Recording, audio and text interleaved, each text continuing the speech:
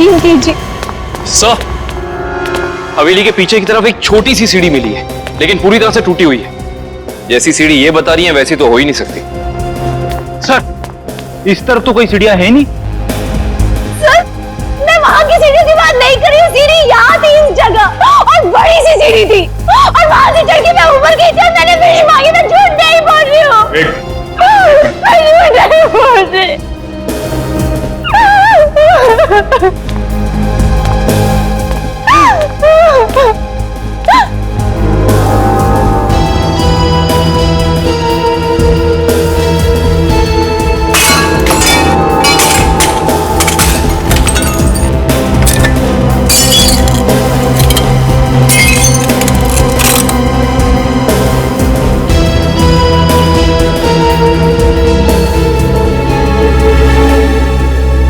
आओ अभिष्टा, देखो देखो तुम्हारी सीढ़ी। ये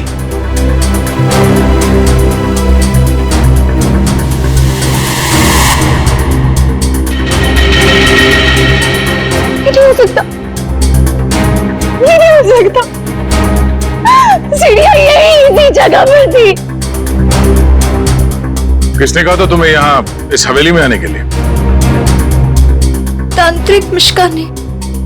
उसने कहा था कि इस हवेली में अपनी आंखों में पट्टी बांधकर जो भी विश मांगोगी वो पूरी होगी।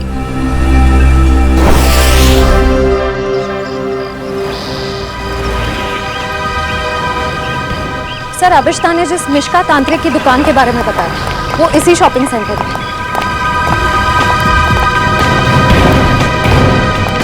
Shop number 108। ये पर ये तो कोई कोकाली इन्वेस्टमेंट का ऑफिस है। पक्का अभिष्टा ने इसी ऑफिस के बारे में बताया था? हाँ सर, उसने एड्रेस तो यही दिया था। रामू जल्दी करो, हमें शाम तक ये सब खाली करना है। Excuse me. जी कहिए। यहाँ इस दुकान में किसी मिशिका नाम की तांत्रिक का ऑफिस था। कहाँ गया वो? मिशिका से कुछ काम है आपको? जी। आप मिशिका के फ्रेंड हैं या क्लाइंट हैं? हम सीआईडी से। सीआईडी? अरे सर, कल ही मैंने मिशिका और उसके हस्बैंड प्रमोद की पुलिस में रिपोर्ट करवाई है। सर, कुछ पता चला उनके बारे में? आप कौन है? सर, मैं इस दुकान का मालिक हूँ, रमेश।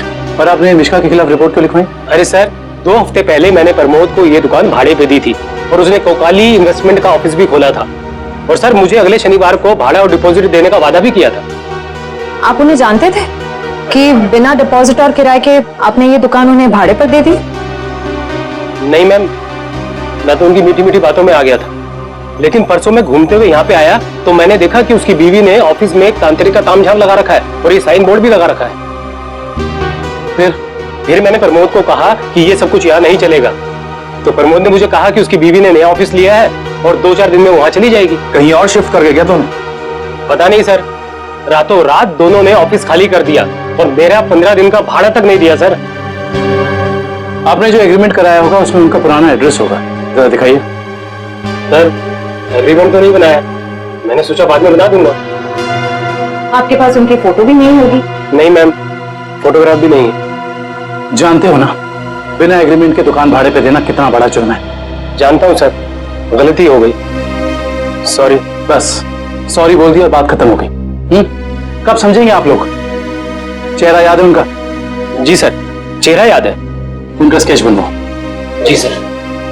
और अभिष्टा से पूछना होगा कि उसे इस मिशिका के बारे में पता कैसे चला।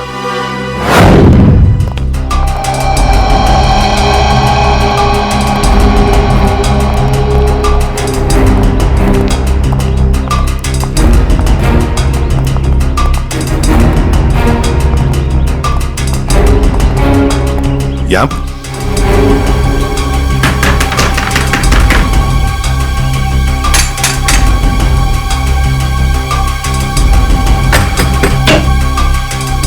अरे सर, आप विधि के खूनी का पता चल गया क्या? बहुत जल्द पता चल जाएगा, लेकिन तुम्हारे पास ऐसी कोई जानकारी है जो हम जानना चाहते हैं? जी, मेरे पास? जी हाँ।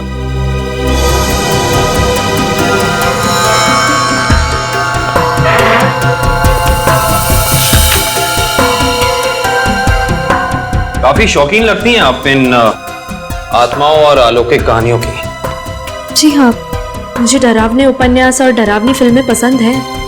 तुम्ही ने अभिष्ठा को उस तांत्रिक मिश्का के बारे में बताया ना? वो सर, उसका पता मैंने किसी प्रचार वाले पर्चे में पढ़ा था। वो प्रचार वाला पर्चा तो होगा ना तुम्हारे पास? देखो जरा। देखती हूँ।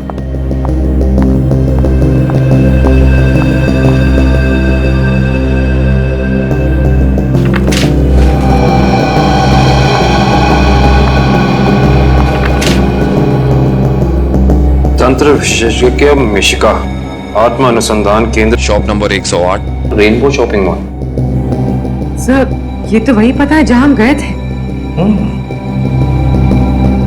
नेत्रावती, एक बात बताओ, ये पता, इस तांत्रिक का पता क्यों दिया तुमने अभिष्ठा को? सर, वो अभिष्ठा परेशान रहने लगी थी और अजीब सा बर्ताव करने लगी थी।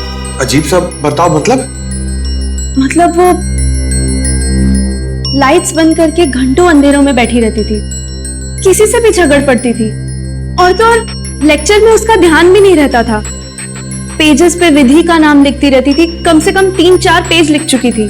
और सिर्फ इसीलिए तुमने अभिष्ठा को इस तांत्रिक मिश्का का एड्रेस दिया है? नहीं सर, तंत्र मंत्र में तो मैं भी विश्वास नहीं रखती हूँ, लेकिन मुझे लगा शायद इससे उसका ध्यान बढ़ जाएगा और अपनी इस हालत से वो बाहर आ पाएगी। हाँ, लेकिन वो इन सब चीजों से बाहर आने की बजाय इन सब से जुड़ती चली गई। सच कहूँ तो अगर मुझे पता होता कि इन सब का नतीजा विधि की मौत है, तो मैं उसे ये सलाह कभी नहीं देती। ठीक है, अगर जरूरत पड़े तो हम तुमसे फिर मिलेंगे।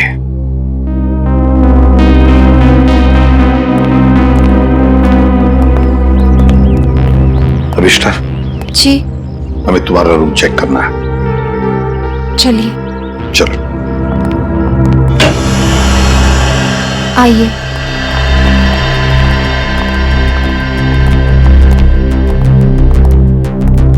कमरे की अच्छी तरह से तलाशी ले लो।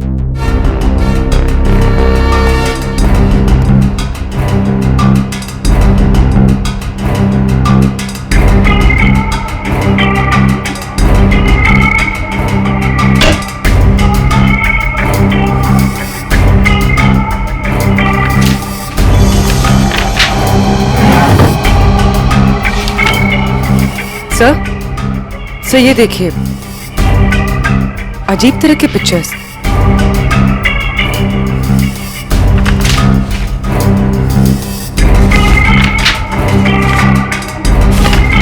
क्या है ये सब तुमने बनाई?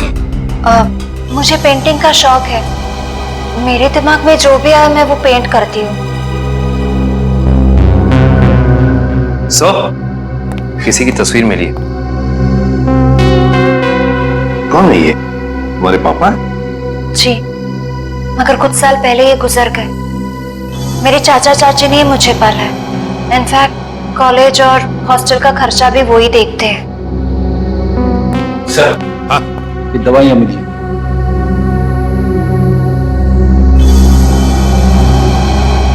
कैसी दवाइयां हैं ये? वो मेरा सर बार बार दुखता है तो ये उसी की दवाई है। Excuse me. सर, ये देखिए।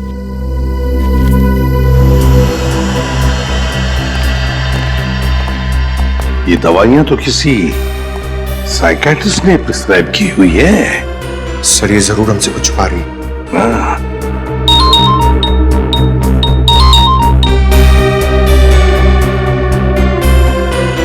सर, उस तांत्रिक मिश्का और उसके पति का पता नहीं चला अब तक। ठीक है, पहले इस साइकियाट्रिस्ट से मिलते हैं और पूर्वी, अभिष्ठा पर कड़ी नजर रखो।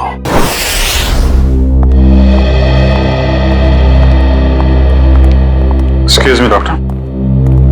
अरे आप देखिए, मैं बिना अपॉइंटमेंट लिए किसी से नहीं मिलती हूँ। डॉक्टर, हम लोग सीआईडी से हैं और हमें आपसे कुछ जानकारी चाहिए। जी कहिए। आपकी एक मरीज है अभिष्ठा। ओह, अभिष्ठा। जी हाँ। क्या वजह थी उसका इलाज आप कर रही थी? पिछले 2 सालों से उसका मानसिक संतुलन ठीक नहीं था, इसीलिए वो उसका ही इलाज करवा रही थी। क्यों, क्या हुआ था उसे? दरअसल उसका एक्सीडेंट हो गया था एक्सीडेंट? तो क्या उसकी वजह से उसका मानसिक संतुलन बिगड़ गया था? एक्चुअली उन्हीं दिनों उसके पिताजी भी गायब हो गए थे और ये एक्सीडेंट, दोनों बातों ने उस पर बहुत गहरा असर डाला था। अच्छा डॉक्टर, ये बताइए कि आपके ट्रीटमेंट के बाद उसकी हालत कैसे थी? उसकी हालात में तो बहुत सुधार था, लेकिन बहुत गहरे जख्म जल्दी नहीं भरते। तो इसका मतलब अभिष्टा अभी तक पूरी तरह ठीक नहीं हो पाई? हाँ सर, और शायद इसी वजह से वो उन सीढ़ियों की बात कर रही है जो उस हवेली में है ही नहीं। अच्छा डॉक्टर, ऐसा हो सकता है क्या कि ऐसे मरीज इन्होंने कोई क्राइम किया और उसको छुपाने के लिए कहानी बना रहे हो कि मैं खुद विक्टिम हो गई हूं, और ऐसा हो सकता है क्या? देखिए, mind is a very complex thing. मैं तो क्या, दुनिया का कोई भी डॉक्टर इसके बारे में एग्जैक्टली नहीं बता सकता। ये तो है। Thank you very much.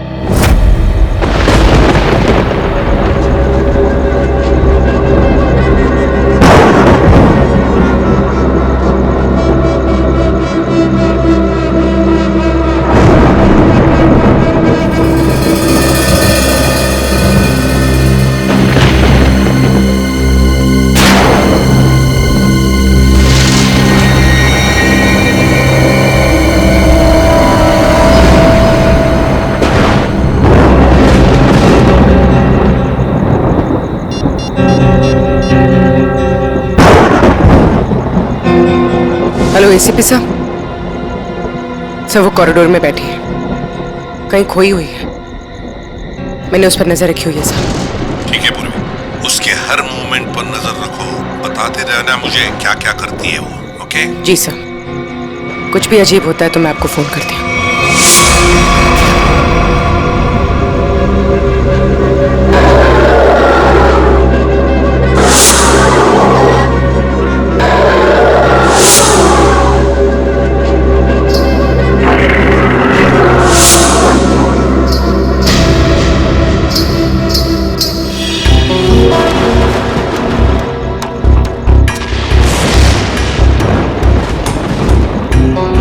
घुंघरू की आवाज।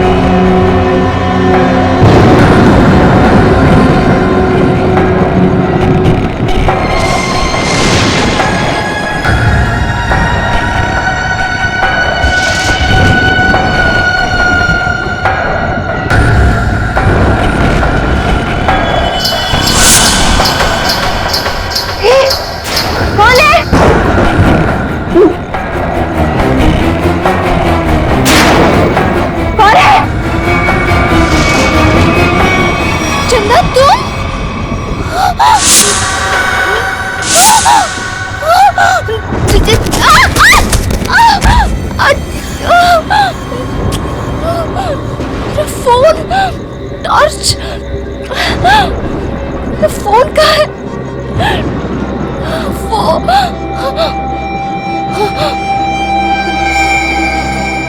चंदा कहाँ गायब हो गई?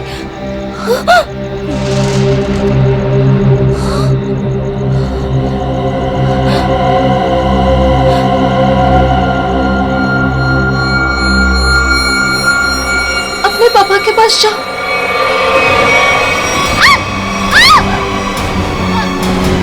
बचाओ बचाओ बचाओ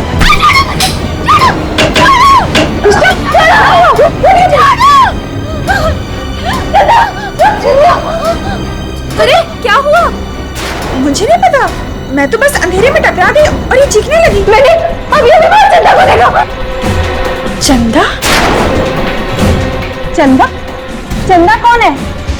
कोई नई हॉस्टल में रहने आई है? नहीं नहीं, वो ना लाल साड़ी में है। वहाँ उधर, वहाँ सीढ़ियों के पास। अरे नहीं नहीं, जरूर तुम्हारा कोई वहम होगा। नहीं, ये मेरा बहन नहीं है। मेरे यकीन करो, मैं झूठ नहीं बोल रही हूँ। मैं यकीन करो। Okay okay, wait wait, relax, मैं देखती हूँ।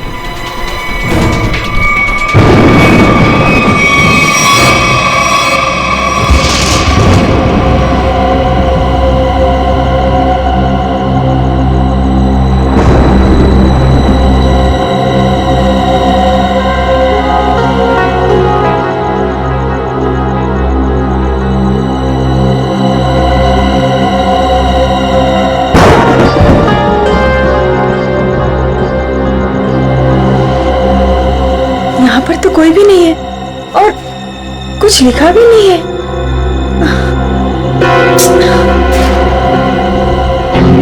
अभिष्टा, वहाँ पर तो कोई भी नहीं है और ना ही वहाँ कुछ लिखा हुआ है। ये वहाँ लिखा हुआ था, साफ नहीं हो सकता।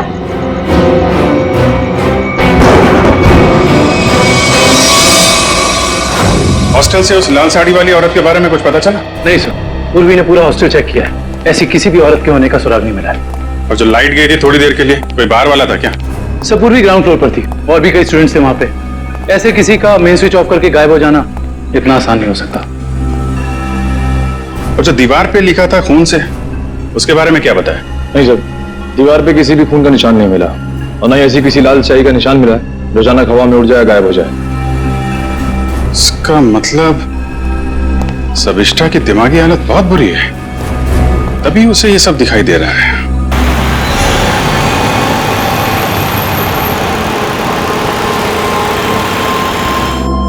कोई है जो ये साबित करना चाहता है कि ये सारा काम चंदा की आत्मा कर रही है।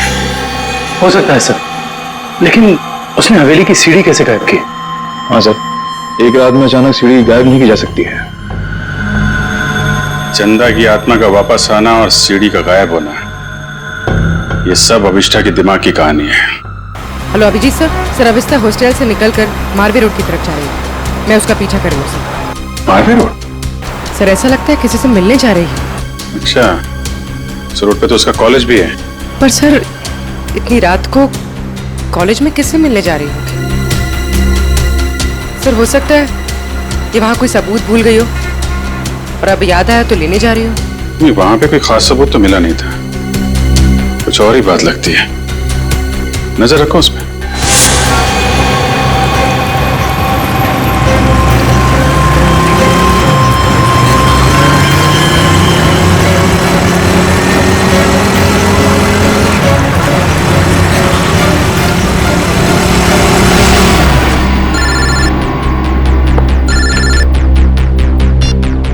पूर्वी, सर ये तो शहर से बाहर निकलने वाली एफडी रोड पर जा रही है। FD road?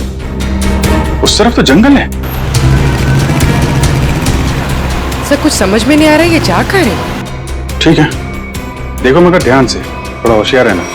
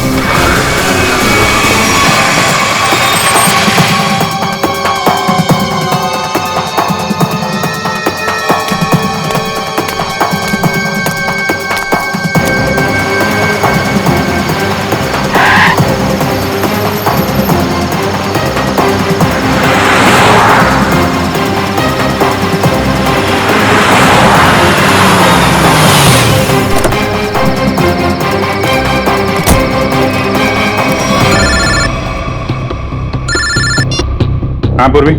सर वो जंगल के अंदर घुस गई है, मैं उसका पीछा करती हूँ। ठीक है, तुम भी जाओ, लेकिन थोड़ा संभाल के, होशियारी से, हैं?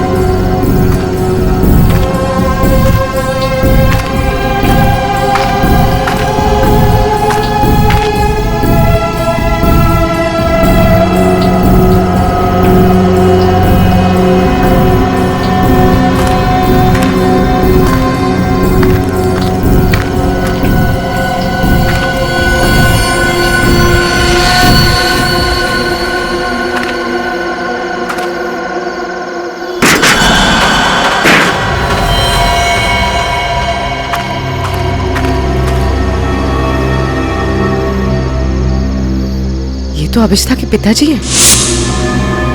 कौन है ये? तुम्हारे पापा? जी। ये तो मर चुके हैं।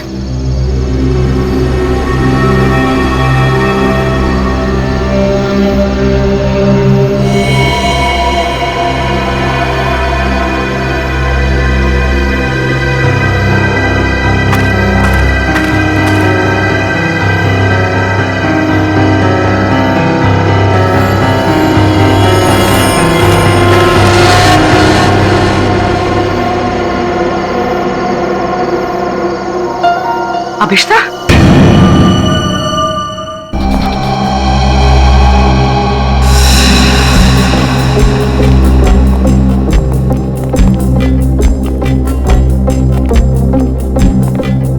अभिष्ठा, सच्चाई तक पहुंचने के लिए हमें तुमसे कुछ सवाल करने हैं। तुम जितना बता सकती हो बताना, बस ज्यादा टेंशन मत लेना। जी। क्या आप पहले से जानती थी कि आपके पिता पिछले 2 साल से जंगल के उस केबिन में छिपे हुए हैं? नहीं, इनफैक्ट 2 साल से मैं अपने पिताजी की तलाश भी नहीं कर रही थी। तो फिर तुम्हें उनके ठिकाने का कैसे पता चला? मुझे कुछ याद नहीं, मुझे कुछ याद नहीं कि मैं वहां कैसे पहुंची। याद करने की कोशिश करिए। कुछ तो ऐसा हुआ होगा कि तुम वहां उस केबिन तक पहुंच गई। नहीं, मुझे पता नहीं क्यों अचानक मुझे वो जंगल और उस कैबिन के फ्लैशेस दिखाई देने लगे। फ्लैशेस? इसका मतलब वो जगह आपने जंगल में पहले भी कभी देखी होगी? पता नहीं। इंस्पेक्टर पूर्वी बता रही थी कि जंगल में कोई और भी तुम्हारा पीछा कर रहा था, जो तुम्हारे जरिए तुम्हारे पिताजी तक पहुंचना चाहता था। बता सकती है वो कौन हो सकता है? मैंने कहा ना, मुझे कुछ याद नहीं। मुझे सिर्फ इतना याद है कि जब मैं उस कैबिन में गई थी, वहां मुझे अपने पापा की चीखने की आवाज सुनाई दी, और जब मैं वहां देखने गई तो किसी ने मुझ पर पीछे से हमला किया। मैं बस इतना जानती हूँ और कुछ भी नहीं, कुछ नहीं। सर, आप लोग प्लीज बाहर जाइए, इन्हें आराम कर देंगे।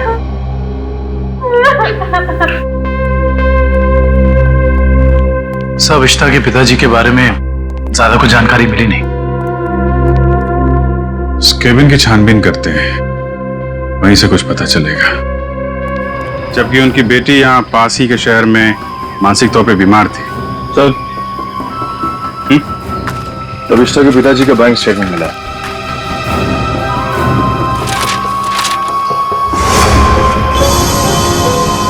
काफी सारे अकाउंट्स हैं इनके तो,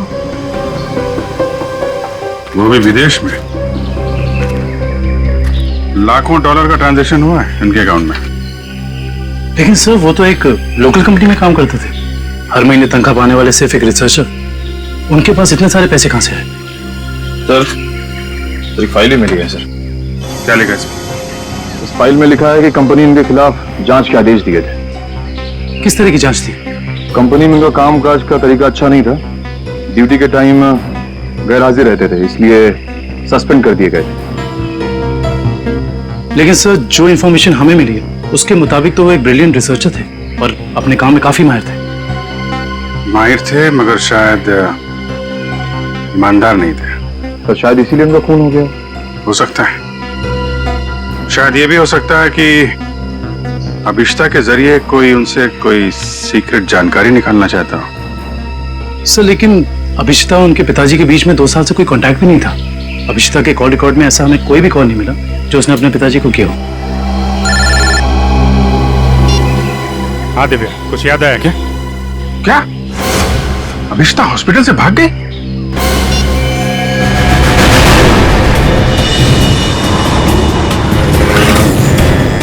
हेलो अभिष्टा, अभिष्टा कहाँ हो तुम?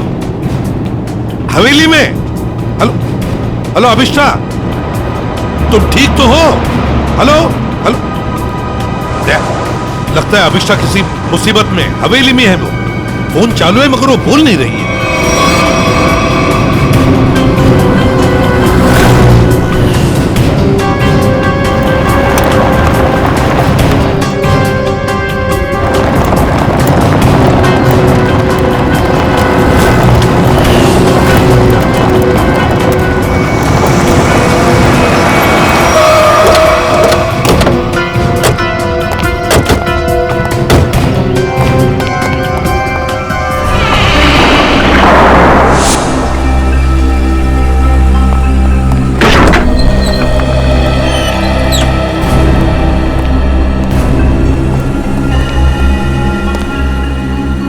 अभिष्टा, अभिष्टा, सर, अभिष्टा तो कहीं दिख नहीं रही। उसने मुझे फोन पर बताया कि वो इसी हवेली में है, वो यहीं पर होनी चाहिए। काम करो, चारों तरफ फैल जाओ, एक एक कोना छान मारो इस हवेली का।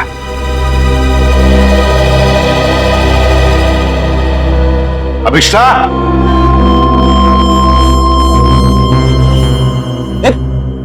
कहां जा रहा? अभिष्टा को ढूंढने से।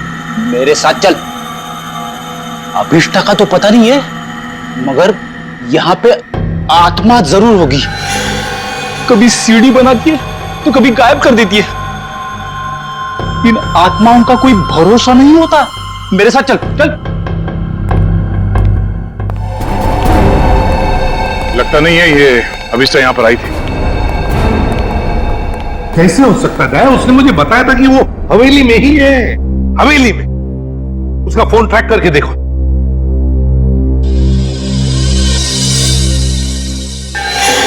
सर, उसका फोन यहीं पर है, 200 मीटर की रेडियस पे। 200 मीटर की यार्ड के रेडियस में? लेकिन वो तो हवेली में ही होनी चाहिए थी। या कहीं ऐसा तो नहीं कि कोई अभिष्ठा को कहीं लेकर गया? ये सायरन। सर ये सायरन की आवाज, सर यहाँ पे पास में एक ऑयल रिफाइनरी है, ये वहां का सायरन है। ये सायरन अभिष्ठा के फोन पर बड़ी जोर से सुनाई पड़ा था मुझे।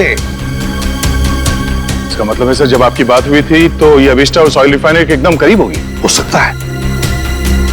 ऑयल रिफाइनरी की तरफ चलते हैं। फ्रेडी देखो कहां पर है ऑयल रिफाइनरी।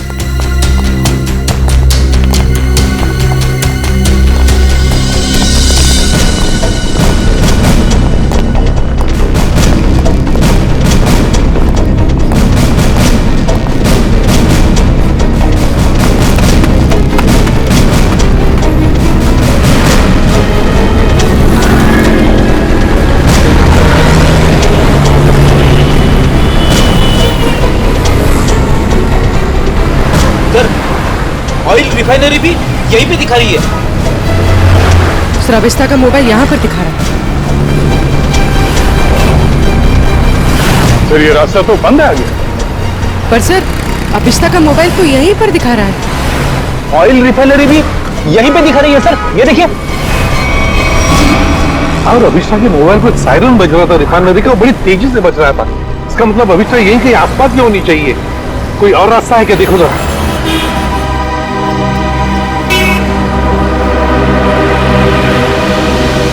नहीं सर, और तो कोई रास्ता नहीं है। देखते हैं। कहीं ऐसा तो नहीं कि किसी ने जानबूझकर रास्ता बंद कर दिया है? देखो जरा।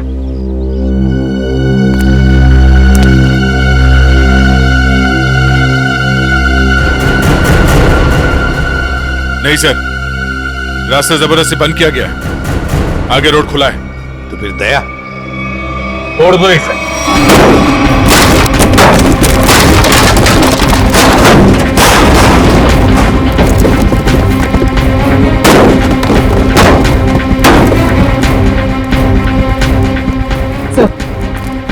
सर मोबाइल यहीं पर है सर। सर अभिष्ठा का मोबाइल यहीं पर है। Sir mobile.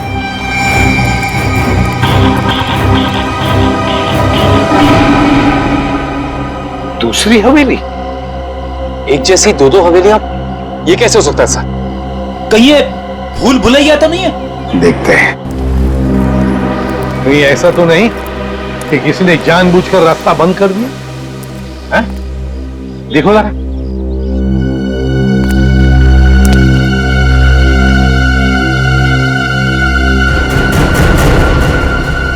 नहीं सर, रास्ता जबरदस्ती बंद किया गया, आगे रोड खुला है।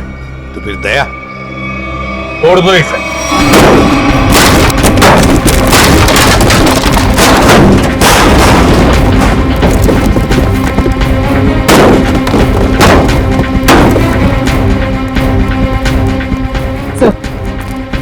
सर मोबाइल यहीं पर है सर।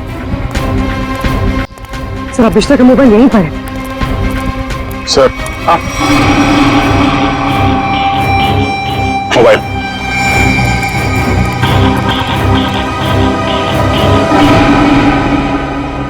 दूसरी हवेली? एक जैसी दो दो हवेलियां, ये कैसे हो सकता है सर? कहीं ये भूल भुलैया तो नहीं है? देखते हैं।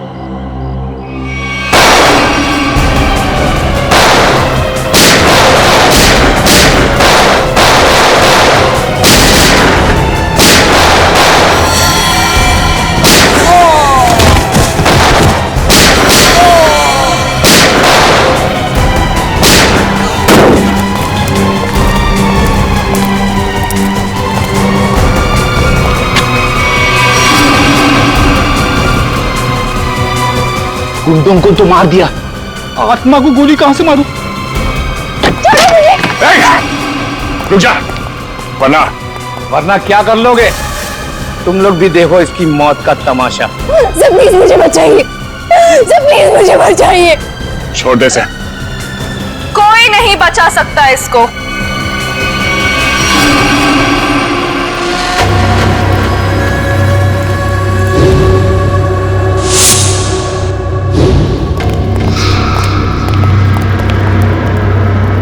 नेत्रावती तुम? हाँ मैं। एसीपी साहब, मैंने तो सोचा था कि मैं इस हवेली को जलाकर इसका नामो निशान मिटा दूंगी, फिर किसी को पता नहीं चलेगा कि एक जैसी दो हवेलियां हैं,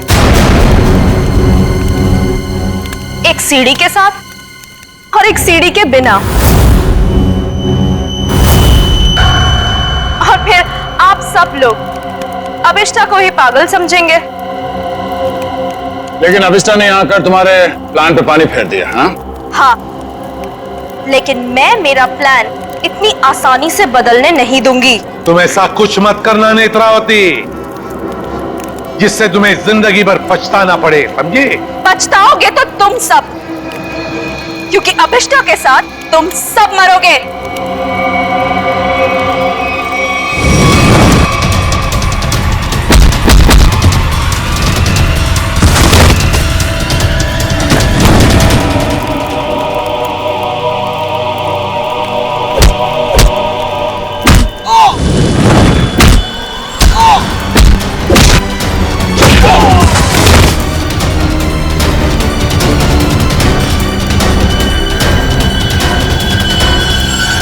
सो मच सर।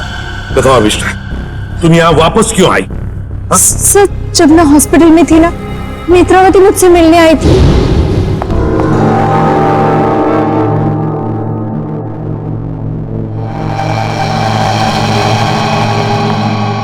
अभिष्टा, अभिष्टा, नेत्रावती तुम? आराम से। अभिष्टा, ये सब कैसे हो गया?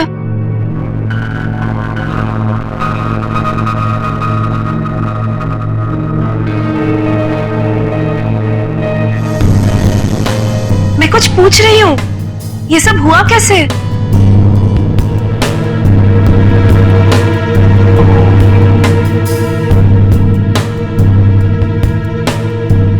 मुझे याद नहीं है।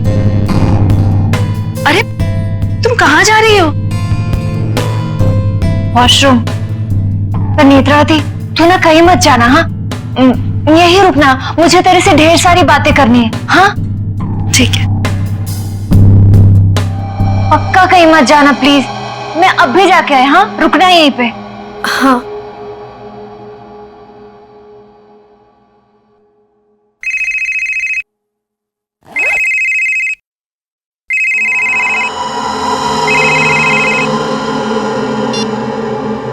हेलो। हाँ हाँ, घबराओ मत, हमारा प्लान कामयाब हो गया। उसे कुछ याद नहीं है।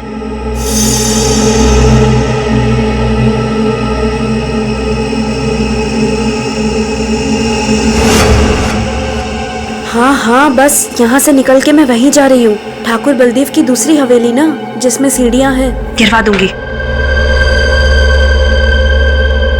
हाँ ठीक है, जाती हूँ। बाय।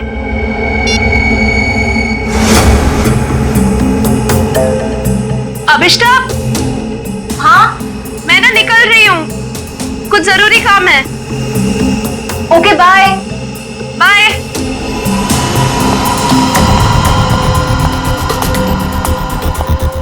दूसरी हवेली? ये दूसरी हवेली का क्या मतलब है? पता लगाना होगा। यहाँ से जाओ कैसे?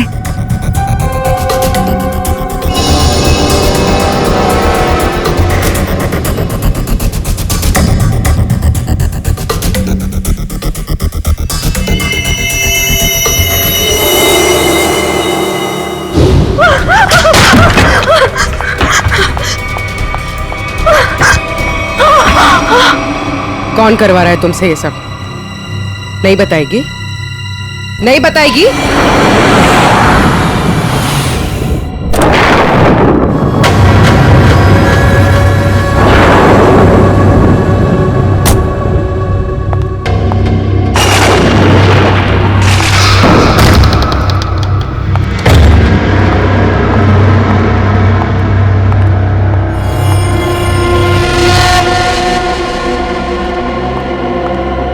नेत्रा, तुम्हें पता है ना हमारी थोड़ी देर में फ्लाइट है, हमें हमेशा के लिए यहाँ से निकल जाना है।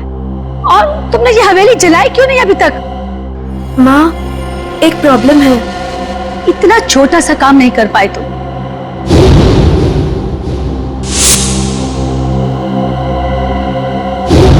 आखिर क्या हो गया? वो अभिष्टा मेरे पीछे यहाँ पहुंची है। इसमें कौन सी बड़ी बात है? उसे भी जला देना था इस हवेली के साथ। वाह सोनिका जी, वाह, कितने ऊंचे ख्याल है आप, हैं? शर्म आनी चाहिए। एक डॉक्टर होकर अपनी पेशेंट की जिंदगी के साथ खिलवाड़ किया है तुमने। सीआईडी, तुम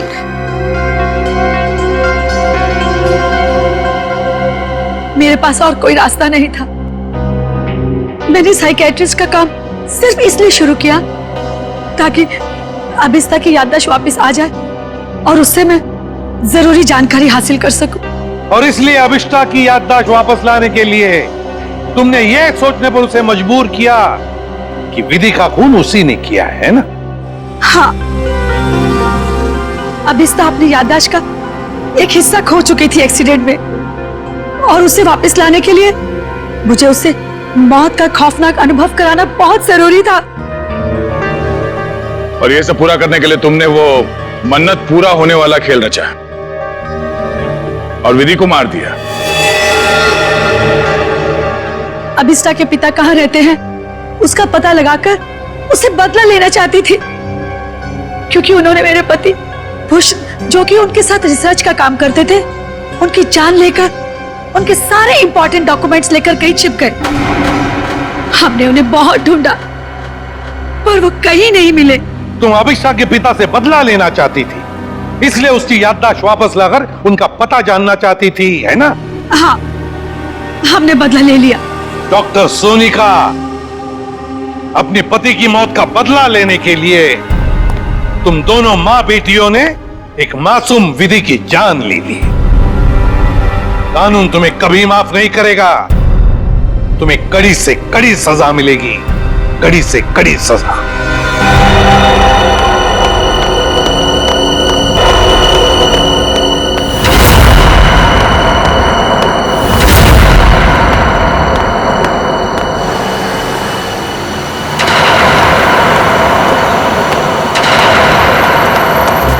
कमाल है, ये आदमी इतना बेतहाशा भागता हुआ क्यों जा रहा है?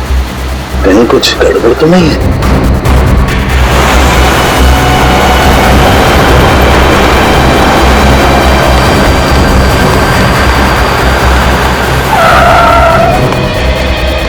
क्या हुआ?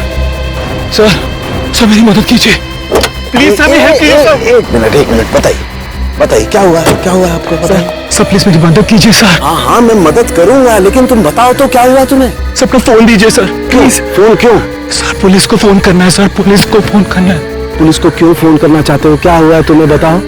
सर ये बताने का टाइम नहीं है सर, प्लीज अपना फोन दीजिए। देखो घबराओ मत, मैं खुद सीआईडी से हूं, अभी सीआईडी को बुलाता हूँ।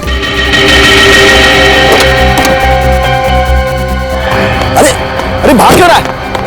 ये सीआईडी का नाम सुनकर के भाग क्यों रहा? कुछ ना कुछ गड़बड़ है, देखना पड़ेगा। अभिजीत फौरन हाईवे पे पहुंचो। हाँ फौरन, देखता हूं। क्या बोला सालों के सामने? फोन करके बोला इस रोड पे आ जाओ, उसके बाद फोन कट गया। काफी परेशान लग रहे थे। इस समय सालों के साहब के फोन पे लोकेशन कहाँ पे है? तो सालों के सर का फोन आगे से लेफ्ट में। लेफ्ट।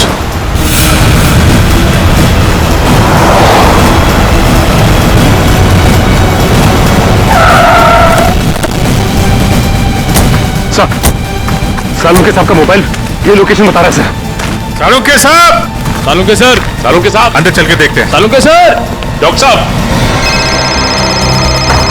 सालों के साहब, सालों के सर, सालों के सर, सालों के सर,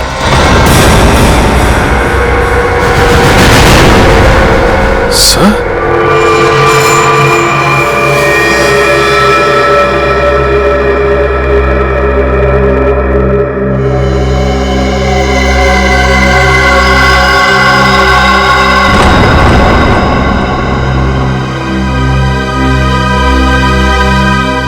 ये तो मर चुका है।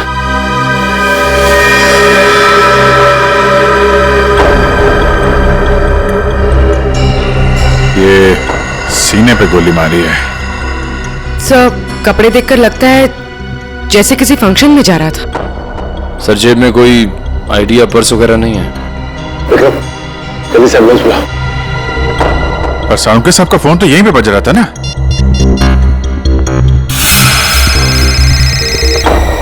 तुम लोग देखो जरा।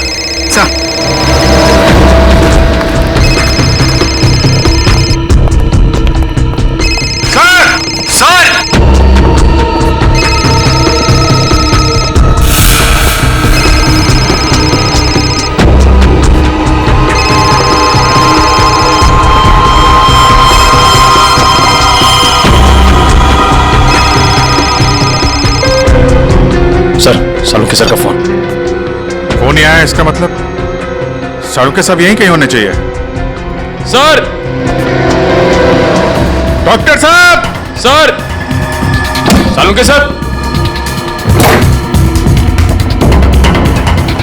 डॉक्टर साहब! Sir!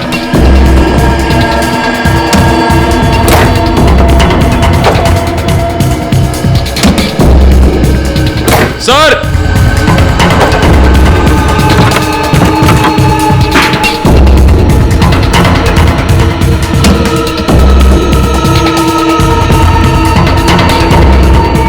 Oh no! Oh my god! जल्दी आओ, संभल के ट्रेन लेके आओ जल्दी।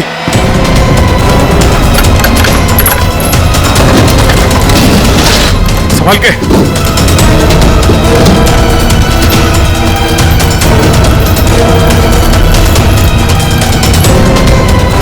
लग गए सर।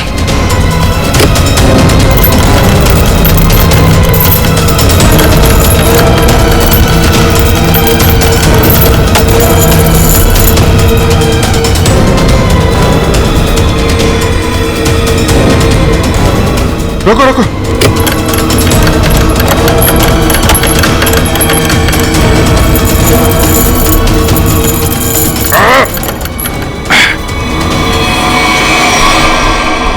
Oh no!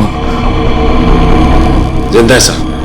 निखिल, तारिका को बोलो स्टीम और हीटर वगैरह सब तैयार करें जल्दी। बाहर निकालो।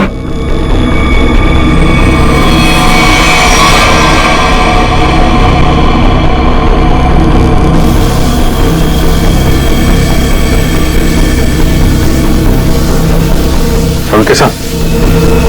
सर! साळुंखे सर! साळुंखे साहब! सर उठिए! साळुंखे सर! अभी भी बॉडी बिल्कुल ठंडी है। बॉडी का टेम्परेचर 5 डिग्री। अरे जल्दी करो, नहीं तो साळुंखे साहब तो। My God! सर, स्टीम मार मार के रजाई का टेम्परेचर कम से कम 60 से 70 डिग्री सेल्सियस हो गया होगा सर। लेकिन बर्फ में लेटे हुए थे साळुंखे साहब। टेम्परेचर नॉर्मल होने में टाइम तो लगेगा ना। सर, एक काम करो, यहाँ मुंह पे मारो। इधर इधर। मुंह पे नहीं। बहुत दर्द होगा, मुंह जल जाएगा। तारिका, साळुंखे साहब सोए हुए हैं, उन्हें क्या पता चलेगा। जल्दी जल्दी।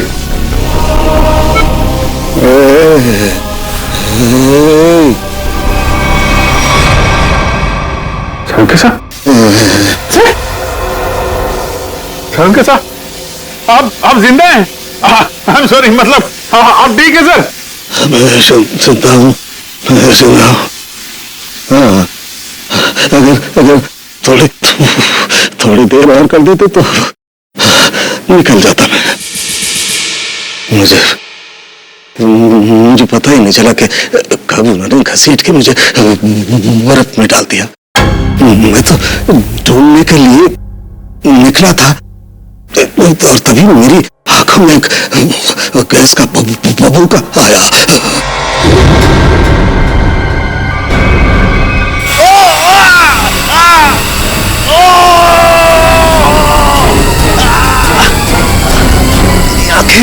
मेरी आंखें! My God! सर, अभी ठीक है आपकी आंखें? सर, ये ये कितनी उंगलियां सर? मजाक मत करो यार, हाथ कहाँ है तुम्हारा? सर ये आपके आंखों के ऊपर सर, ये कितनी उंगलियां सर? यार तुम्हारी आवाज सुनाई आ रही है, लेकिन अभिजीत आप तो दिखाई नहीं दे रहा यार। मैं कहूँ अभिजीत? सर आप अपने लैब में हैं सर? सर मैं तारिका, सर मैं पूरी। यार तुम लोग कोई दिखाई नहीं दे रहे यार, मुझे कुछ दिखाई नहीं दे रहा है। अभिजीत। हाँ सर, हाँ। मैं जहाँ पड़ा हुआ था वहाँ मेरे आसपास कोई लाश दिखाई दी तुम्हें? हाँ सर, वो लाश यही है सर, एक लड़के की है। अच्छा, उसने काली पैंट और ग्रे कलर की कमीज पहनी है। हाँ वो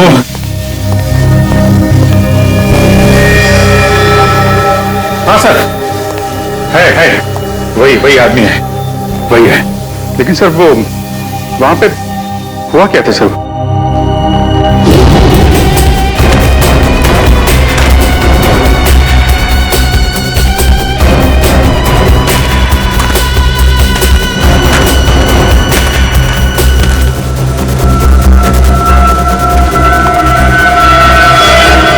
यह आदमी मुझसे मदद मांग रहा था और मुझसे ही छुप रहा है, देखना पड़ेगा।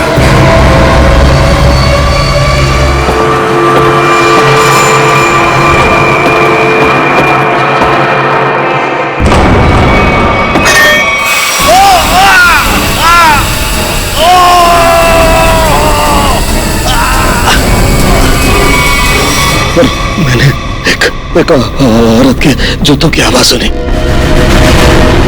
औरत के जूते की आवाज? और तभी मैंने एक गोली के चलने की आवाज सुनी, और फिर किसी आदमी के चीखने की आवाज आई। मैं जोर से चिल्लाया, अरे ये क्या कर रहे हो, ये क्या कर रहे हो तुम किसी को मार रहे हो? तभी पता नहीं कहीं से दो आदमी आए और मुझे बर्फ में घसीट कर ले गए। तभी मैंने एक गाड़ी के चलने की आवाज सुनी और उसमें कोई कह रहा था कि हाईवे की तरफ ले चलो।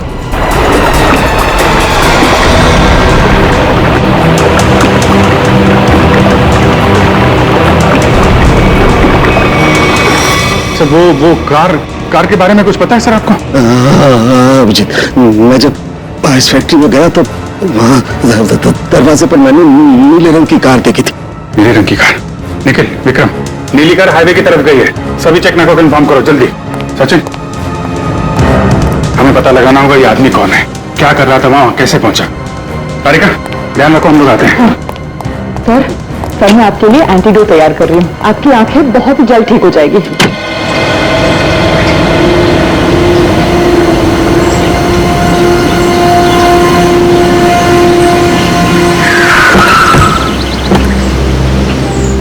निखिल। सर, ये रही वो कार जिससे सावन के सामने फैक्ट्री के बाहर देखा था। कुछ मिला इसमें से? नहीं सर, गाड़ी में से कुछ भी नहीं मिला, इससे इस गाड़ी के मालिक का पता चले। ठीक है, गाड़ी के रजिस्ट्रेशन नंबर से पता लगाते हैं किसके नाम पे गाड़ी है। गाड़ी को फॉरेंसिक लैब भेज दो।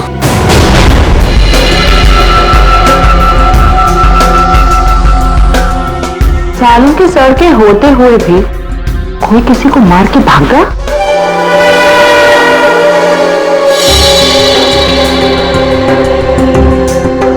घाव के आसपास कहीं गन पाउडर तो नहीं दिखाई दे रहा है, लेकिन घाव है एकदम शार्प। लगता है 15-20 फीट की दूरी से गोली चलाई गई है, और मारने वाले का निशाना एकदम अचूक है। देखिए जरा कहीं और गोली का निशान तो नहीं है। एक ही गोली चली है तो दूसरा घाव कहां से आएगा?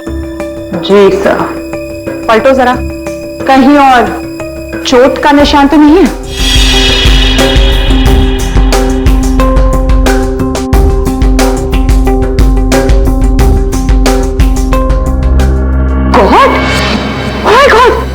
क्या हुआ?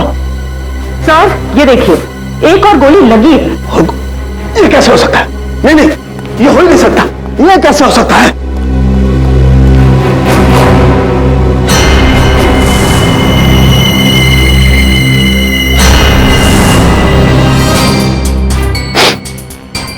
कहीं दूसरा काम है, 2 गोलियों का काम। ये कैसे हो सकता है? ये हो कैसे सकता है? सर शायद आपको सुनाई ना पड़ा हो, है ना? मतलब तुम्हारा कहने का क्या मतलब है? मुझे सुनाई नहीं दिया है? मैं बहरा हूं? गैस आंखों की जगह मेरे कानों में भी घुस गई है क्या? सर मैं तो बस ये कह रही थी कि क्या मतलब है तुम्हारे कहने का? कि मतलब सालू के बहरा हो गया है, उसे कुछ सुनाई नहीं देता है, ये मतलब है? अरे सर कभी कभी हड़बड़ाहट में चीजें नहीं सुनाई पड़ती। मतलब तुम्हारे कहने का मतलब है सालू के को गोली चलने की आवाज सुनाई नहीं दी है? सर घाव तो आपके सामने है। हाँ, वो तो है, लेकिन कैसे हो सकता है? एक मिनट।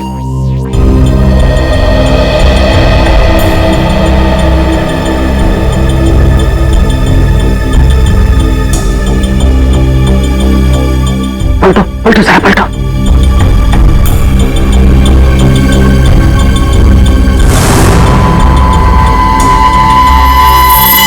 सूखा रखो।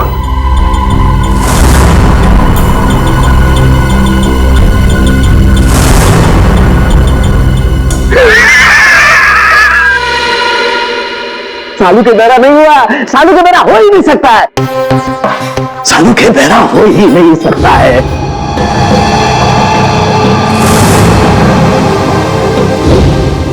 सीधा करो इसे, सीधा करो।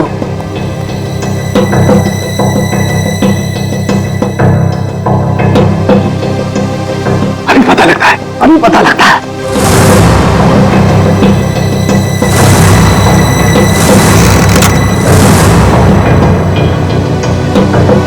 सालू की भी खोपड़ी वहां पहुंचती है जहां कोई नहीं पहुंच सकता।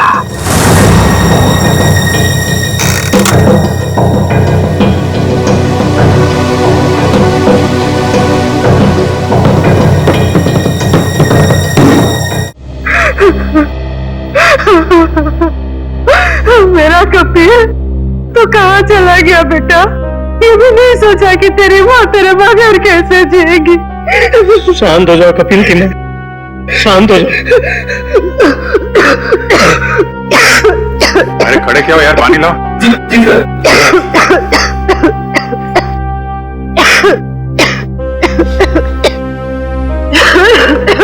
लो पानी पी लो।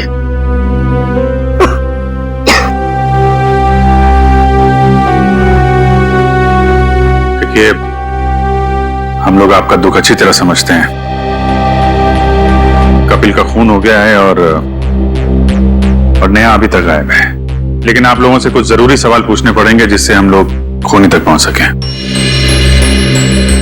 एक बात बताइए, कोई शादी से नाराज भी था? I mean, कोई ऐसा है जो नहीं चाहता था कि ये शादी हो?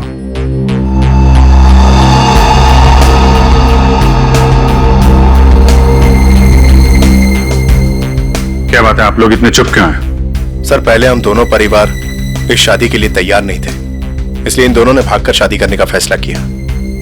जब हमें पता चला कि नेहा हमारे बगैर खुद ही शादी कर लेगी, तो मजबूरन हमें इस शादी के लिए राजी होना पड़ा। हमारे पास कोई दूसरा रास्ता भी तो नहीं था।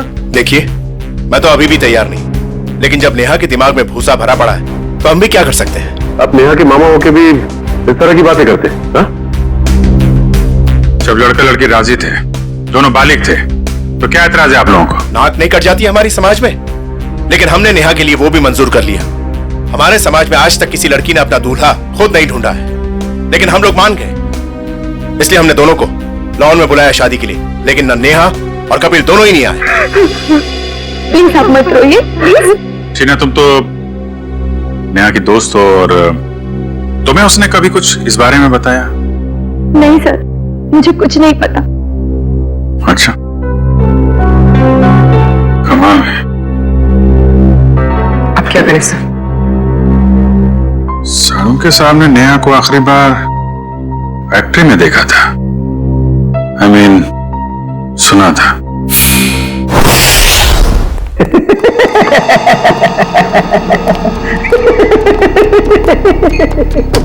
हो ही नहीं सकता है, ऐसा हो ही नहीं। क्या हुआ है? आंखें तो ठीक दिख रही हैं।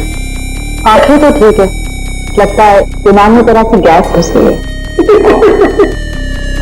कब से हंस रहे हैं? नहीं, जब से ये दोनों घाव देखे 2 गोलियां चली है ना? हाँ हाँ। और दोनों लाश से मिली है? हाँ सर, 2 गोलियां मिली हैं, 1.38 mm की है और दूसरी 0.38 ना? दूसरी 0.32 mm। और ये दोनों गोलियां मैंने और वैभव ने निकाली है।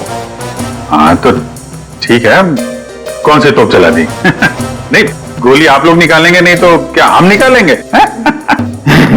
फिर ऐसे चालू की खोपड़ी में कोई सन्नाटा नहीं होता। काफी गहरा धक्का लगा लगता है। हाँ, जब से ये दूसरा घाव देखा तब से इसे पागलों की तरह हंसते ही जा रहे हैं। अब वो तो हो गई, इन्होंने 1 गोली सुनी है और यहाँ 2 गोलियां चली हैं। कभी जी 1 गोली चली है, 1। सर 2 गोलियां मिली हैं, 2 घाव हैं बॉडी पे। आपसे सुनने नहीं, मेरे सुनने में कोई गलती नहीं हुई है।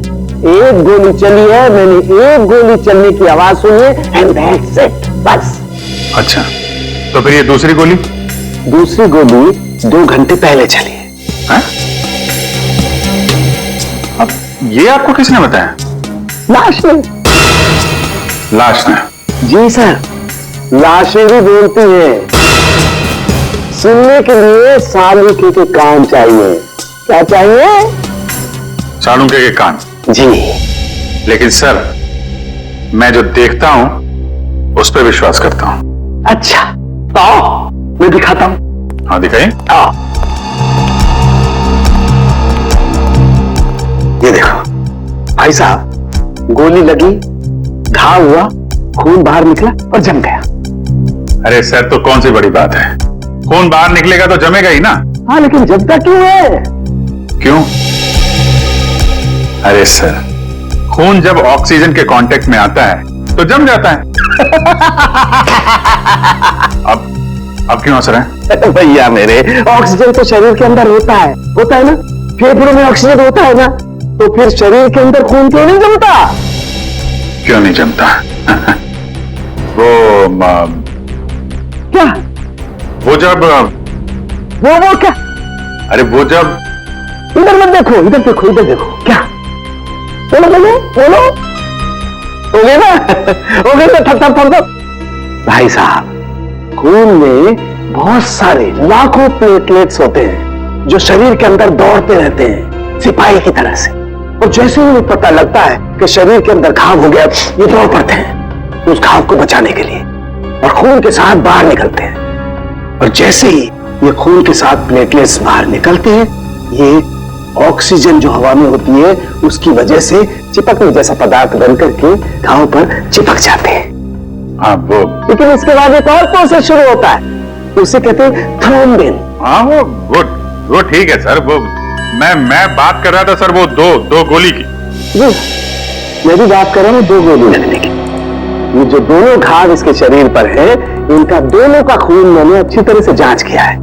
एक खून बताता है कि वो 2 घंटे पहले निकला है, मतलब वो गोली जो इसकी पीठ में लगी है 2 घंटे पहले ही से लग चुकी थी। और वो गोली जिसकी आवाज मैंने सुनी, वो 1 गोली, वो इसे लगी यहां छाती पर, और उसकी वजह से इसकी मौत हो गई। मतलब जब ये आदमी आपसे मिला था तो इसे गोली लगी हुई थी और ये आपसे मदद मांगने की कोशिश कर रहा था। कपिल अपने घर से शादी के कपड़े लेने के लिए टेलर के पास गया। अब टेलर के पास से उसे जाना था शादी के मंडप में, मगर कपिल शादी के मंडप में पहुंचा ही नहीं, वो सीधा गया आइस फैक्ट्री में। क्यों आइस फैक्ट्री में क्यों गया वो? तो सर, जो कुछ भी हुआ है टेलर के यहाँ हुआ है, उसके बाद से उसने अपना रास्ता बदल लिया है। सर, हाँ सर, ये वही टेलर है। हमें कपिल के बारे में तुमसे कुछ पूछताछ करनी है। आप कपिल भैया का तो नाम भी मत लीजिए मेरे सामने। क्यों, क्या हुआ? सर, मैरिज हॉल जाने के लिए कल मेरा स्कूटर लेकर गए थे, अभी तक वापस नहीं किए मेरा स्कूटर। देखो, कपिल का खून हो गया है। कपिल भैया का खून हो गया? हाँ अभिजीत, अगर कपिल इस टेलर का स्कूटर लेकर गया था तो फिर वो स्कूटर भी वहीं कहीं आसपास मिलनी चाहिए ना जहां पर कपिल साळुंखे को मिला था। स्कूटर ढूंढनी पड़ेगी।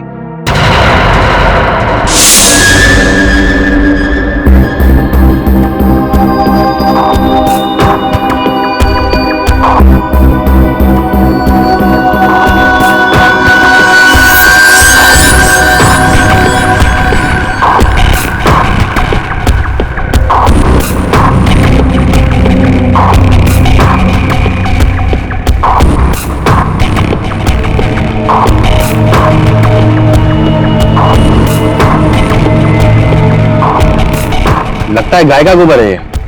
क्यों? भैंस का भी तो सकता है।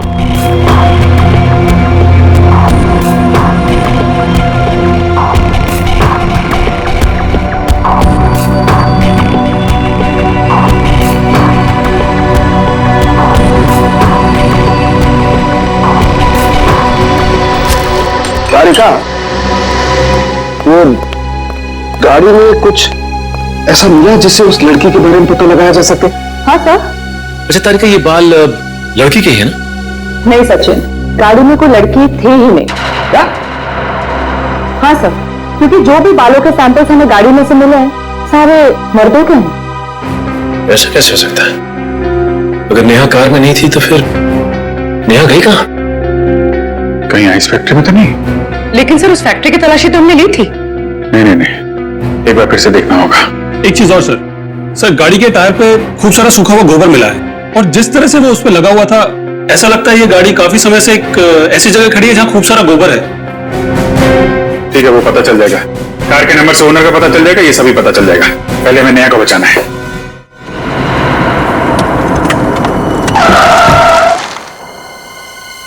पूरी फैक्ट्री अच्छी तरीके से चेक कर लो, नेहा यहीं कहीं होगी। उधर देखो।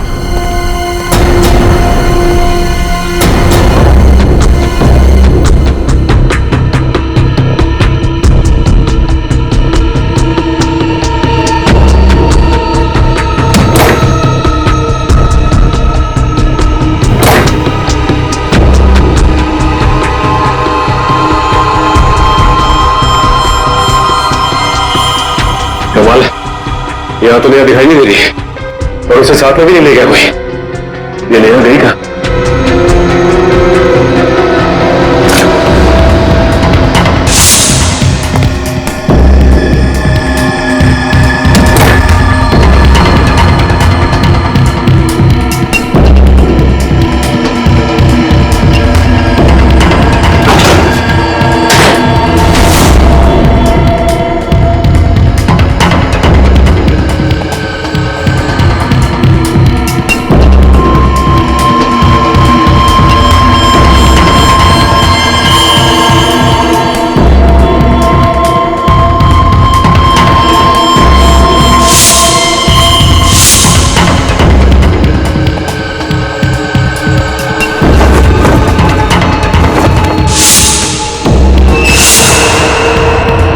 सचिन, सब लोग इधर आओ जल्दी।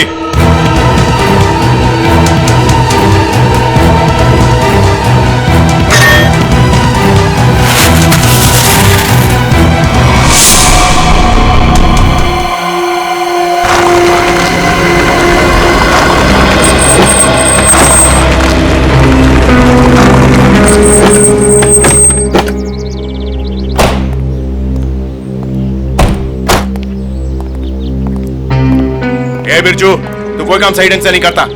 सही ढंग से काम किया कर। जा काम कर अपना, चल जा। काम चोर कहीं का। अरे भाई साहब, ये तबेला आपका है?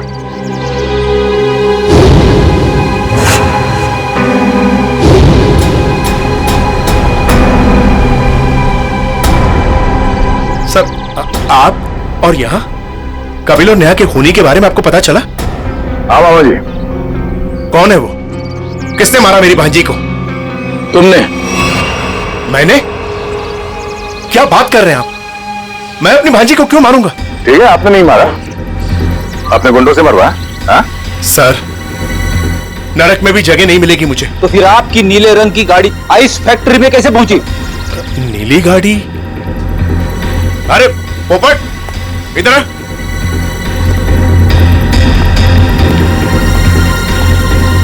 हम लोगों के पास में कितनी गाड़ियां हैं? 13 थी, अब 12 रह गई। हाँ सर, मुझे याद आ गया, वो नीले रंग की गाड़ी चोरी हो गई। अच्छा, कब हुई थी चोरी? यही कोई 4-5 दिन पहले। एफआईआर की रिपोर्ट दिखाओ। अरे वो रिपोर्ट देना, एफआईआर। रिपोर्ट तो मैंने लिखा ही नहीं। रिपोर्ट नहीं करवाई? ये नाटक बंद कर मामा, तू नहीं मारा है नेहा और कपिल को।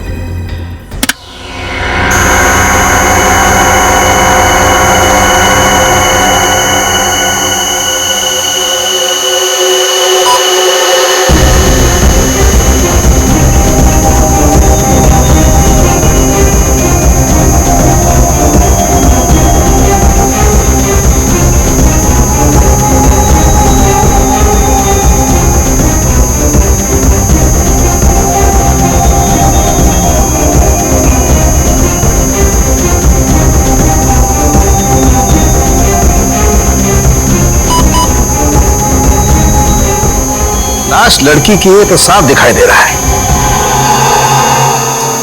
मुझे एक बात और दिखाई दे रही है। ऐसा क्या है जो तुम्हें दिखाई दे रहा है मुझे दिखाई नहीं दे रहा? वो ये सर कि आपकी आंखें बिल्कुल ठीक हो गई हैं। लड़की की लाश आपको लड़की की लाश दिखाई दे रही है। हो गया? हो गया। हो गया। अब हो गया तो एक मिनट सर, प्लीज हटना जरा भाई, प्लीज सर थोड़ा। 1 मिनट जरा संभाल के, लड़की की लाश को मार मत देना। एक मिनट।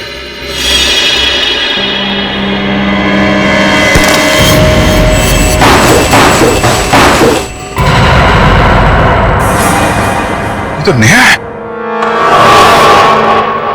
लेकिन सर, इसे कब मारा होगा? मुझे लगता है इस फैक्ट्री में ही खून कर दिया इसका, और वहीं पे बर्फ में जमा दिया। लड़का लड़की दोनों का खून कर दिया सर। वैसे कौन कर सकता है ये? इनके परिवार वाले तो शादी के लिए मान गए थे। नहीं, माने नहीं होंगे, मानने का नाटक किया होगा दुनिया को दिखाने के लिए कि देखो हम लोग तैयार हैं शादी करवाने के लिए, और अंदर ही अंदर आग, बदले की आग। दूसरी बिरादरी का लड़का हमारी लड़की से कैसे शादी कर सकता है? दूसरी बिरादरी की लड़की हमारी दुल्हन कैसे बन सकती है? ये शादी हो ही नहीं सकती। सर कहीं ये ऑनर किलिंग का चक्कर तो नहीं है? जो भी है, छोड़ेंगे नहीं खोनी को।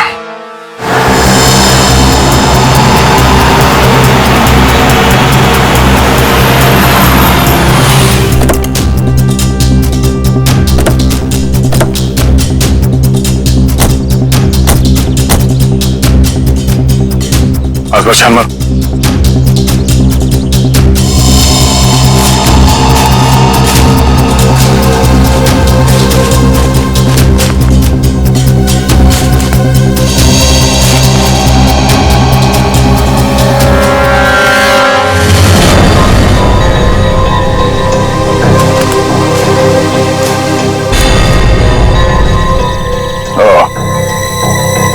तो ये है उस टेलर की स्कूटी जिसे कपिल लेकर गया था। तो देखो इसमें कोई पेपर्स वगैरह है क्या?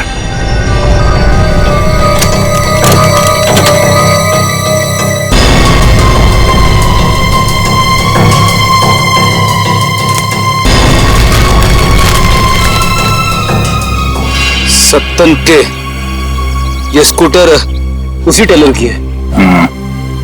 एक काम करो, इसे फोरेंसिक लैब भिजवा दो।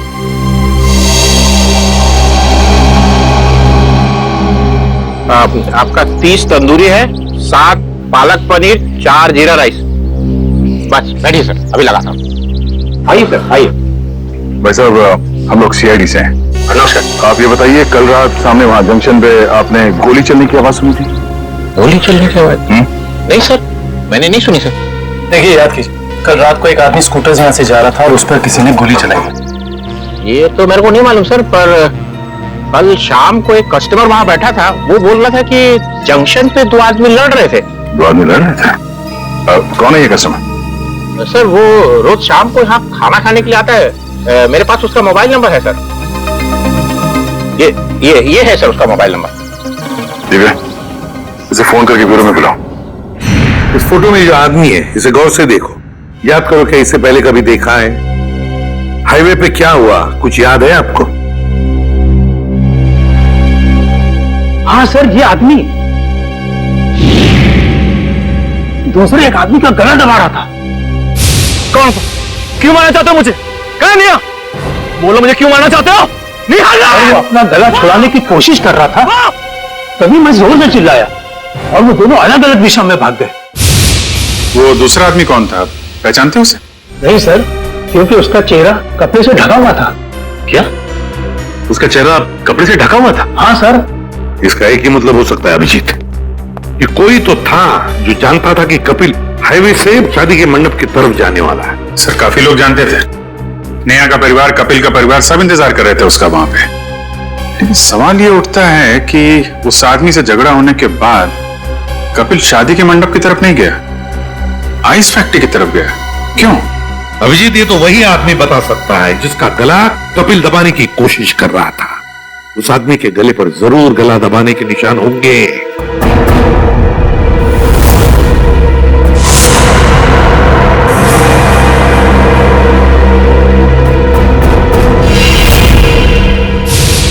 शायद मैं इस आदमी को जानता हूं।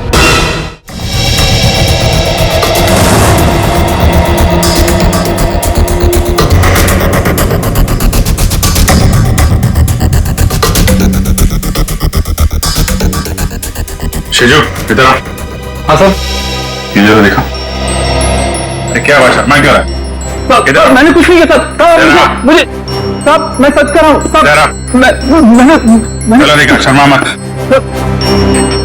ये देखिए सर,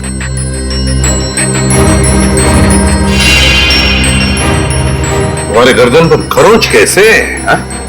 वो रात को सोते समय गले पे छछूंदर चढ़ गया था, उसी से निशान हो गया सर। फिर अभिजीत, जरा छछूंदर का पता लगाओ।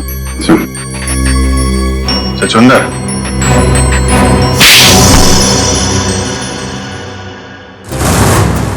बताओ शिजू, क्यों मारा तुमने कपिल और नेहा को? साहब, मैंने सिर्फ कपिल पर गोली चलाई थी, नेहा को मैंने नहीं मारा था साहब।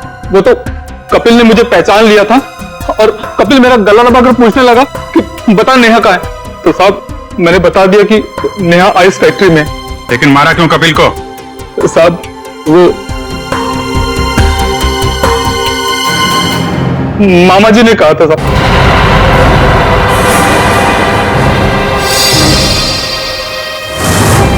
क्या बकरा है शिजू? मैं ही मिला था तुझे? सर, ये झूठ बोल रहा है, मैं ऐसा कर ही नहीं सकता। मामा जी, पॉपट ने आपकी भेजी हुई चिट्ठी मुझे दी थी, जिसमें लिखा था कि कपिल जंगल वाले चौराहे पर आ रहा है, उसे गोली मार दो और नेहा आइस फैक्ट्री में। सर, ये बिल्कुल झूठ बोल रहा है। मेरे बेटे पॉपट के हाथों मैंने बिल भेजा था इसे देने के लिए। साहब, मैं झूठ नहीं बोल रहा हूँ साहब। ये देखिए साहब, ये चिट्ठी, मैंने इस चिट्ठी को अभी तक संभाल कर रखा है क्योंकि मुझे मामा जी से पैसे लेने थे। कपिल जंगल वाले चौराहे की तरफ आ रहा है, उसे गोली मार दो। नेहा आइस फैक्ट्री में है। क्यों मामा जी, ये चिट्ठी आप ही ने लिखी है ना? नहीं सर, मैं क्यों? आप पहले से ही कपिल और नेहा की शादी के खिलाफ थे, तो मरवा दिया उन लोगों को। नहीं सर, मैं इतना निर्दयी नहीं हूं। ए पॉपट, इधर आ।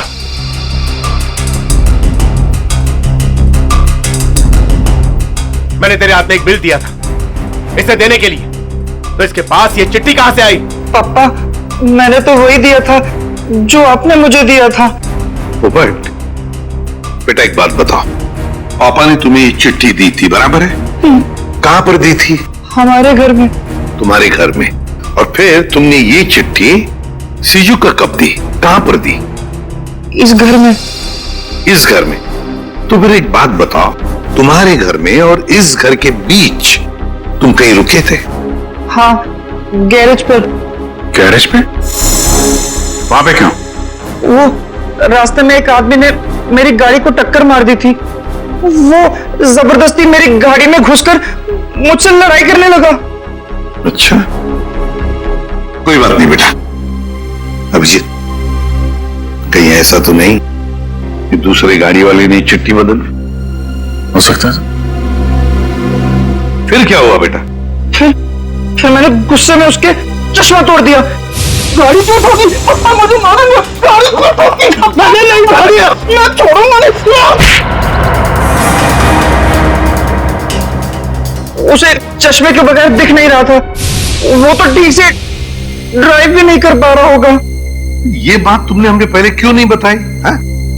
पापा कहते हैं जितना पूछा जाए उतना ही जवाब दो, ज्यादा बोलने पे मैं बेवकूफ दिखता हूँ। नहीं, तुम बहुत समझदार हो। सर, अगर चश्मे के बगैर उस आदमी को नहीं दिख रहा था तो आसपास कहीं चश्मा बनवाया होगा उसने तो। बिल्कुल सही अभिजीत, पता लगाना पड़ेगा जहां पर गाड़ियों की टक्कर हो गई वहां आसपास चश्मे की कितनी दुकानें हैं और उनसे पूछताछ करनी पड़ेगी। सारी दुकानें देख ली लेकिन अब तक उसका कोई पता नहीं चला। चलो यहां भी देख लेते हैं।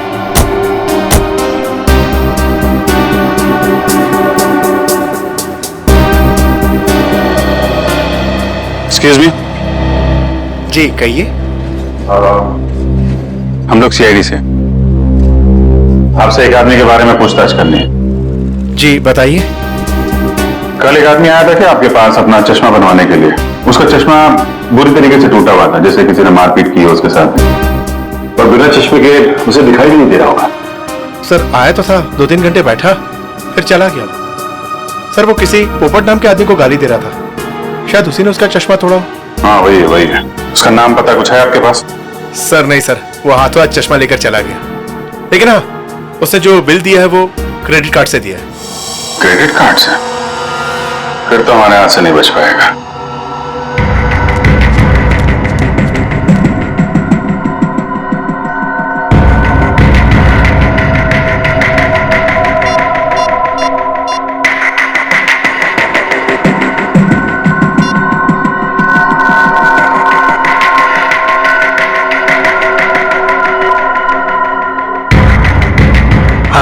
हेलो, सीआईडी को मेरे बारे में पता चल गया है। हाँ ठीक है, मैं डॉक्टर सालुंखे को किसी भी तरह से इस फैक्ट्री में बुलाता हूं मैं।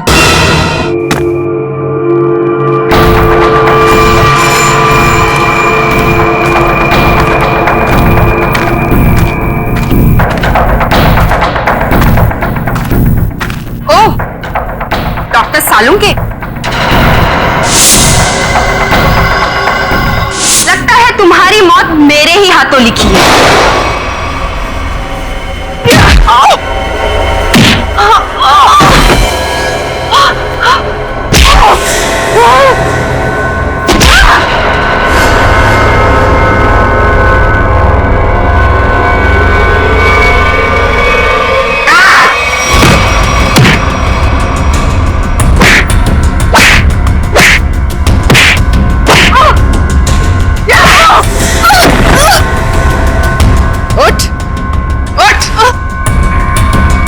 तेरा ठिकाना अब जेल में।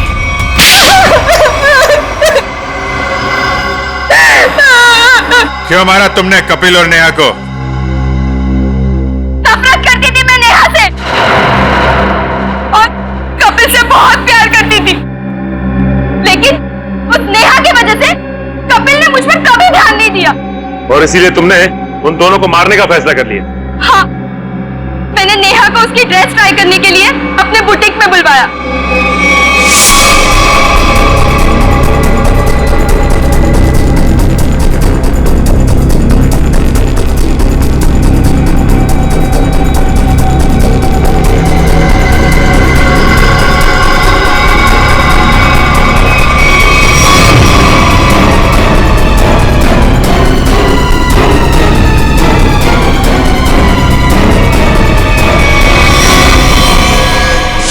कपिल को मरवाने के लिए मैंने सेजू के साथ प्लान बनाया।